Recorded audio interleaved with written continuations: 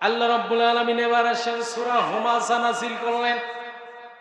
আল্লাহ রাব্বুল আলামিন সুন্দরভাবে বললেন কৃপণ যে তার কথা কোরআন কারীমের ভিতরে আল্লাহ রেকর্ড করে দিলেন। আল্লাহ বলে আল্লাযী পড়েন আল্লাযী জামাআ মালান ওয়া আদ্দাদা ইয়াহসাবু আন্না মালাহু আখলাদা কাল্লা লা ইউনবাযান্না ফিল হুতামা। হুতামা কি? একটা সর্বশ্রেষ্ঠ দোজখের নাম হলো হুতামা।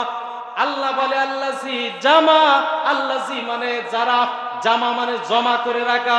আল্লাহ বলে যারা টাকা জমা করে রাখে, স্বর্ণ জমা করে রাখে, অর্থ জমা করে রাখে, ঘন ঘন গণনা করে ইসলামী ব্যাংকে আমার এত টাকা আছে, সোনালী ব্যাংকে এত টাকা আছে, আজকে কাজ করে ঘরের ভিতরে 90,000 1 লক্ষ টাকা ম্যানেজ করেছি, এখান থেকে 1,000 টাকা মসজিদে দিলে কমে যাবে এমন চিন্তা চেতনা যারা করে, আল্লাহ পাক রব্বুল আলামিন বললেন কাল্লা লা ইউনবাযান্না ফিল হুতামা। যারা এইভাবে টাকা রেখে, স্বর্ণ রেখে, অর্থ জমা করে রেখে ঘন ঘন সেটা গণনা করে, হে বিশ্ব নবী আপনি তাদেরকে হুতামা নামক দোজখের জন্য তাদেরকে সুসংবাদ দিন। কে বলছে? জোরে বলেন, কে বলছে? বিশ্ব নবী সাল্লাল্লাহু আলাইহি ওয়াসাল্লাম এবার কি বললেন দেখেন, যারা বিশেষ করে জমা করে রাখে, অর্থ আল্লাহর রাস্তায় খরচ করে না, তাদেরকে বিশ্ব নবী বলেন কিয়ামতের দিন তাদের এই অর্থকে আপনার গলায় পেঁচিয়ে দেওয়া হবে সাপ বানিয়ে। কি বানিয়ে? জোরে বলেন, সাপ বানিয়ে। 2 নাম্বার হলো অর্থকে আপনার সুন্দরভাবে সীসায় গলিয়ে আপনার গলায় পেঁচিয়ে দেওয়া হবে। এরপরে ওই লোকটা জান্নাত থেকে বঞ্চিত হয়ে যাবে। কি হবে?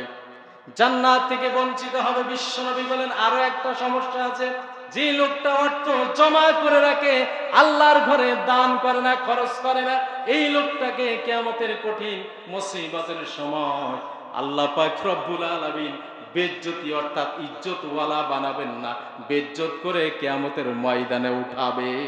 জোরে বলেন নাউজুবিল্লাহ। একটু চিন্তা করেন, মসজিদের ভিতরে কয়জন মানুষ আছেন?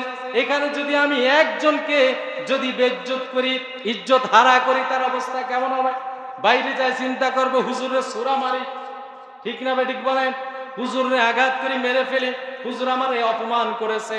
মসজিদের ভিতরে মাত্র এই কয়জন মানুষের ভিতরে যদি আমি আপনাকে অপমান করলে আপনার এত রাগ হয়, যেই কিয়ামতের ময়দানে পৃথিবীর শুরু থেকে শেষ পর্যন্ত সব মানুষ যেখানে ইয়া নাফসি নাফসি করবে, ল্যাংটা উলঙ্গ অবস্থায়, সেখানে আল্লাহ আপনাকে অপমান করলে আপনার অবস্থা কেমন হবে একটু চিন্তা করেন। এই জন্য আসেন, বিশেষ করে ঘরে শুধু অর্থ জমা করে রাখবেন না। আমি আবার বলছি না সব আল্লাহর রাস্তায় দেন, বলেছি নাকি বলেন? বলেছি সব আল্লাহর রাস্তায় দিতে। 10 টাকা করে দেবেন শুক্রবারে, তাও পারেন না। 10 টাকা দিয়া কি কষ্ট বলেন? এটা পটেটোসের দামই তো 10 টাকা নাকি?